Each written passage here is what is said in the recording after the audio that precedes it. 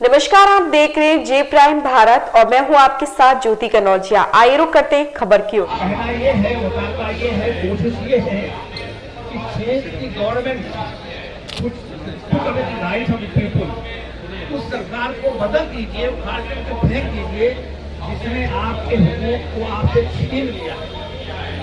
चंद मसाइल की बात उन्होंने जंतर मंतर पर मौजूद हूँ और आप देख सकते हैं कि यहाँ पर विशाल शांतिपूर्ण धरना प्रदर्शन जो रखा गया है अम्बेडकर विचारधारा मंच के द्वारा। और यहाँ पर बात कही जाए तो भारत की न्याय व्यवस्था के परिवर्तन के निर्धारित समय पर जो कैदियों की जो समस्याएं हैं उनको लेकर बात कही गई है। और साथ ही साथ यहाँ पर भीम संगठन और तमाम ऐसे संगठन हैं कि तख्तियों पर लोगों ने अपनी अपनी बात रखी है। और जहां तक देखा जा रहा है कि आजम खान को इंसाफ देने की बात कही है, इसके साथ साथ जितने भी लोग जो गलत मुकदमे में फंसाए गए हैं उसको लेकर के भी आज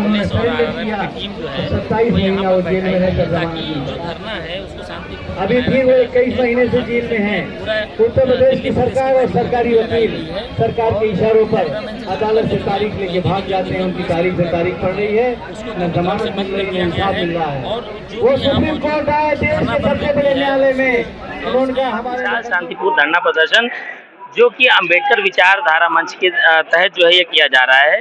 हम बात करेंगे कई मुद्दों पर, यहाँ पर आज ये इनका कार्यक्रम रहा और हमारे बीच में अरशद खान जी मौजूद हैं। इनसे बात करेंगे जो कि इसके संस्थापक हैं और आज के कार्यक्रम के जो आयोजक हैं, इनसे बात करेंगे। सर, ये जिस तरह से जो है तमाम मुद्दों को लेकर आज बात कही गई, क्या अहम मुद्दे इसमें रखे गए हैं?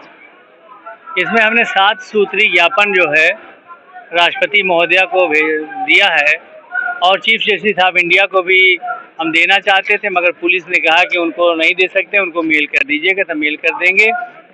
पहला मुद्दा हमारा है हमारे मोहम्मद आजम खान साहब, जो हिंदुस्तान के मुसलमानों के सबसे बड़े लीडर हैं, जिन्होंने जौहर यूनिवर्सिटी बनाई, जो 10 मरतबा MLA रहे, 1 मरतबा MP रहे राज्यसभा में, 1 मरतबा लोकसभा में MP रहे और सन 2019 तक उनके ऊपर कोई भी आपराधिक मुकदमा कायम नहीं था।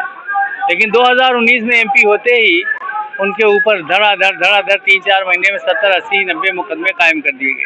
ये सरकारी साजिश से हुए हैं। उनकी राजनीति, उनकी ज़िंदगी को ख़त्म करने के लिए किए गए साजिश के तहत। 1 मरतबा वो हाजिर हुए, 27 महीने में बाद उनको जमानत मिली और कोरोना से भी बहुत परेशान हुए। ज़िंदगी किसी तरह अल्लाह करम बच गई। फिर दोबारा अभी वो 21 महीने से जेल में है। उत्तर प्रदेश सरकार और उत्तर प्रदेश के सरकारी वकील, क्योंकि सरकारी वकील सरकारें यही पोस्ट करती हैं, उन्हीं के हिसाब से काम करते हैं और तारीखें ले के हट जाते हैं और 21 महीने से उनके मामलात की सुनवाई नहीं हो पा रही है, जमानत नहीं हो पा रही है। इसलिए माननीय आजम खान साहब ने सुप्रीम कोर्ट में अपील किया, उनके सारे मुकदमों को उत्तर प्रदेश से बाहर ट्रांसफ़र कर दिया जाए। और ऐसा पहले भी होता रहा है, सैकड़ों मुकदमे हैं, हज़ारों मुकदमे हैं जो अपने अपने स्टेट से बाहर चले हैं। आनंद मोहन MP थे बिहार के और एक DM के मर्डर का केस उनके ऊपर था, उनका मुकदमा बिहार से ट्रांसफ़र होकर देहरादून आया। इस तरह बहुत सारे लोगों के हैं, हम जानते हैं। तो मोहम्मद आजम खान का सुप्रीम कोर्ट में मुकदमा सुनवाई हुई, 1 महीना फैसला सुरक्षित रहा और फिर रीट याचिका खारिज कर दी गई। हम बड़े सम्मान के साथ सुप्रीम कोर्ट ऑफ इंडिया से जानना चाहते हैं और ये जानना एक भारतीय नागरिक होने नाते हमारा हक है कि आखिर आजम खान साहब की अपील को क्यों खारिज कर दिया गया। वो देश के बहुत सीनियर राजनेता हैं, शिक्षाविद हैं, 77 साल उम्र है, LLM तक तालीम है, 10 मरतबा MLA, 2 मरतबा MP रहे। वो देश छोड़कर भागने वाले नहीं, वो अदालत से भागने वाले नहीं, उनकी न्याय में आस्था है, विश्वास है। तो हम सुप्रीम कोर्ट से आज अपील किए हैं साथ में कि वो सुनवाई करें, स्वतः सुनवाई करें, संज्ञान लें और माननीय आजम खान साहब के तमाम मुकदमों को UP के बाहर ट्रांसफ़र करें ताकि जल्दी सुनवाई। साहब, एक बात ये भी है, जिस तरह से बैनर पे आपने लिख रखा है कि जो तमाम कैदियों को जो निर्दोष हैं या जिनकी सुनवाई नहीं हो पा रही है, उनको लेकर भी आपने एक मुहिम छेड़ी है, क्या कहेंगे? असल में उमर खालिद, ये लोग आंदोलन चला रहे थे, JNU के स्टूडेंट हैं, शर्जील इमाम हैं, खालिद सैफ़ी हैं, ताहिर हुसैन हैं, इशरत सिद्दीकी हैं, शफाउर रहमान खां हैं, मीरान हैदर हैं और इसी तरह भीमा कोरेगांव के लोग हैं, ये सुरेन गार्डलिंग है, रोमा विल्सन है, ज्योति जगताप हैं, हनी बाबू, सागर गोरखे हैं, महेश राउत हैं, रमेश गायचोर हैं, ये सारे लोग आंदोलनकारी थे और 5-5 साल, 6-6 साल, 8-8 साल से जमानत नहीं मिल रही है। ये नाइंसाफ़ी है। Bail is the rule, jail is the exception. भारतीय संविधान है कि सभी नागरिकों को जो किसी भी मामले में मुलजिम हो उनको तत्काल जमानत दे देनी चाहिए, यानी जज की मंशा होनी चाहिए, उन्हें जमानत दे दी जाए, फिर वो मुकदमे फेस करे, फिर अदालत उन्हें सज़ा दे तो सज़ा काटेंगे और बाइज्जत बरी कर दे तो अपना ठीक रहे। इस मुहिम के साथ साथ एक जो बैनर पे आपने लिख रखा है कि बुलडोजर कार्रवाई, जिस तरह से यूपी में बुलडोजर कार्रवाई, उसी तरह दिल्ली में भी लगातार बुलडोजर कार्रवाई हुई। लोगों का ये कहना है, दिल्ली के लोगों का, कि यहाँ पर भी जो है हमें जो आश्वासन दिया गया उसके विरोध कार्रवाई की गई। क्या कहना चाहेंगे? भारतीय जनता पार्टी जहाँ जहाँ सत्ता में पूरे देश में बुलडोजर राज कायम हो गया है और किसी का भी मकान गिराना चाहते हैं, एक दिन पहले बैक डेट में एसडीएम और तहसीलदार से नोटिस करा देते हैं और किसी अमीन या लेखपाल से या पुलिस वाले से उसके घर पे नोटिस ट्रांसफर करा देते हैं और फिर बुलडोजर लगा के घर गिराते हैं। ये 420 हो रही है, फ्रॉड हो रहा है। इसलिए हमने मांग किया है पूरे देश से बुलडोजर राज समाप्त किया जाए और बिना किसी अदालत के आदेश के कोई एक भी मकान, झोपड़ी, चाहे दिल्ली हो, चाहे यूपी हो, चाहे प्रदेश में, ना गिराए जाएं। सरकारों को अगर लगता है कि कोई गलत काम हुआ है या गलत बनी है प्रॉपर्टी, चाहे झोपड़ी हो चाहे बिल्डिंग हो, तो वहाँ पर अदालत जाए सरकार, अदालत आदेश करे तब मकान गिराए जाए और नया बुलडोजर राज को समाप्त किया जाए। कुछ और भी मुद्दे हैं जो आज के इस धरना प्रदर्शन में रखे गए हैं, उन पर बात की जाए तो वो क्या क्या मुद्दे अहम रहेंगे? एक तो ये है कि धर्मांतरण के नाम पर मुसलमानों का उत्पीड़न बंद किया जाए। इस मुल्क में सभी मजहब के लोगों को अपना धर्म मानने का, अपने धर्म का प्रचार करने का हक हासिल है और जब प्रचार होगा तो बहुत से लोग धर्म बदलेंगे भी। अब कोई धर्म बदल देता है, अगर मुसलमान के प्रचार से हुआ तो उसको जेल में बंद कर दे रहे हैं धर्मांतरण के नाम, जो गलत है। इसे पूरे देश में मुसलमानों का और ईसाइयों का धर्मांतरण के नाम पर उत्पीड़न बंद किया जाए तथा कॉलेजियम सिस्टम समाप्त हो।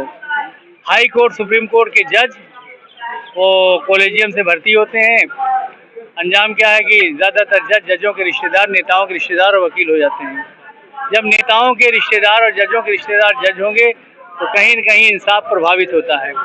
इसलिए हम लड़ाई लड़ रहे हैं, कॉलेजियम सिस्टम खत्म हो और हाई कोर्ट और सुप्रीम कोर्ट में 2% भी दलित और आदिवासी जज नहीं है, 2% बैकवर्ड नहीं है, 2% माइनॉरिटी नहीं है, तो कम से कम 30% दलित और आदिवासियों को रिजर्वेशन दिया जाए, 52% बैकवर्ड को दिया जाए और 10% माइनॉरिटीज़ को high court, supreme court reservation दिया जाए। कॉलेजियम सिस्टम खत्म किया जाए, न्यायिक आयोग बनाया जाए और IAS IPS का सुप्रीम कोर्ट, हाई कोर्ट में जजों की भर्ती हो। चलिए, बहुत शुक्रिया। तो हमारे साथ अरशद खान जी मौजूद थे, जिन्होंने ये बताया कि जो इनकी मुहिम है उसमें कई ऐसी मांगे थी जिसको लेकर के आज यहाँ पर एक प्रदर्शन किया गया है और साथ ही साथ ये प्रदर्शन जो है, जो मुख्य मांग, मोहम्मद अरशद जी मौजूद हैं जो कि समाजवादी पार्टी के राष्ट्रीय महासचिव यूथ ब्रिगेड के हैं, उनसे बात करेंगे।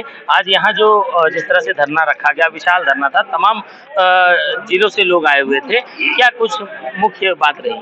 सबसे पहले मैं अंबेडकर विचार मंच के नेतृत्व में हम अपने पूर्व अध्यक्ष आदरणीय अरशद खान साहब को बहुत मुबारकबाद देते हैं कि दिल्ली के जंतर मंतर पर शांतिपूर्ण धरना दे करके उन्होंने ये बता दिया, जिस तरह से शोषित वंचितों की आवाज़ उठाने वाले जो हमारे चुने हुए लीडर, हमारे विधायक, सांसदों के ऊपर जिस तरह से सरकार ने मुकदमे इतने लगा दिए हैं कि हम कानपुर नगर के रहने वाले, मेरा नाम मोहम्मद अरशद अद्दा है, मेरे शहर के अपने रहने वाले हाजी मुश्ताक सोलंकी के सुपुत्र इरफान सोलंकी जो 3 बार के लगातार के विधायक हैं, उनके ऊपर कोई ऐसे गंभीर केस नहीं है जिनके उनसे जरा तक किसी के चाटा भी पड़ा हो या खून निकला हो, लेकिन चुना हुआ विधायक 3 साल से जेल के अंदर है।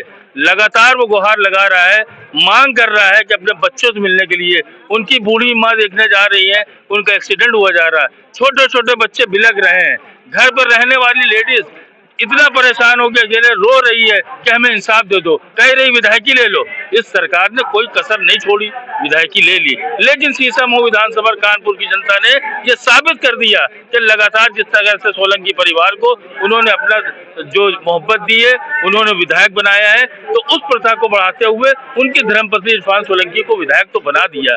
लेकिन हम लोग यहाँ अरशद खान साहब के नेतृत्व में जो जंतर मंतर पे धरना था, इसमें आकर के मैं यहाँ पर पर अपील करता हूं समाजवादी पार्टी के हमारे वरिष्ठ, हमारे नेता, हम सबके मार्गदर्शक जनाब आजम खान साहब, इरफान सोलंकी साहब और तमाम ऐसे लोग जिनके लंबे समय से जो चल रहे हैं मुकदमे, उनके लिए सुनवाई हो।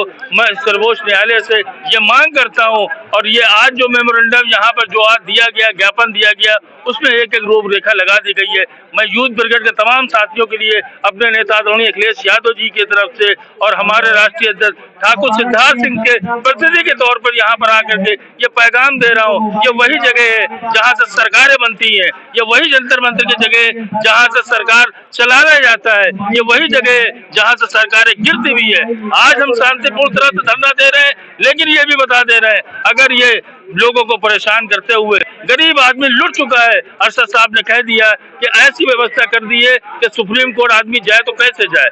यहाँ महंगाई में आदमी अपना घर नहीं चला पा रहा तो मुकदमा कैसे लड़ेगा। तो इन सारी बातों को शांतिपूर्ण धरने में समाहित करके अरशद साहब ने ये पैगाम दे दिया है। इस सरकार को सोचना चाहिए, हर एक वो चीज का है जो संविधान से चलने वाले लोग हैं उनके लिए, ये वो लोगों के लिए भी है जो तमाम आज सरकार में बैठे हुए हैं। कल उनका भी टाइम बदलेगा।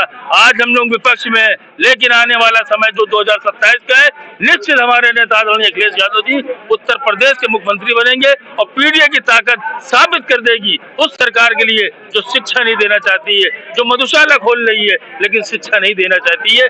हम अपने पैगाम के साथ यहाँ अटल हैं। आज शांतिपूर्ण धरना देने के बाद आज हम लोग यहाँ से जाएंगे। अगर हमारे जो मांगे हैं इनको पूरी नहीं की गई, मैं आपके चैनल के माध्यम से जो लाखों करोड़ों की तादाद में पूरे भारतवर्ष में देखने वाले लोग हैं, आपके चैनल के माध्यम से ये पैगाम देता हूँ कि है संविधान को मानने वाले लोग हमारे आवाज से आवाज मिलाते हुए ये बेगुनाह लोगों को, ये जिनके जो केस हैं 3-3, 4-4 साल से, अरे 302 के मुलजिम जो 4 महीने में 6 महीने में छूट जाते हैं, जो विधायक चुना हुआ हो, जो मंत्री रह चुका हो, जो शिक्षा के अदारे बनाने वाला हो, वो इतने लंबे लंबे समय सालों से जेल में है, आखिर उसको जमानत क्यों नहीं देते हो? तो आप लोग उनको जमानत दे और उनके ऊपर जो भी केस लगे हुए एक साथ उसको सुन करके उनको जमानत देने का काम करे। यही सब बातें आप लोगों से मैं बताना चाहता हूँ। बहुत शुक्रिया। तो हमारे साथ तमाम लोग मौजूद रहे जिन्होंने इस आज धरने की बात कही और साथ ही साथ इसमें जो तमाम ऐसे मुद्दे रहे उनको लेकर बात कही कि अगर हमारी ये मांगे नहीं पूरी हुई तो इससे बड़ा विशाल धरना जो है वो यहाँ किया जाएगा। देखते रहिए। दिल्ली से हमारे साथ अखिलेश ओझा के साथ आलम की खास रिपोर्ट।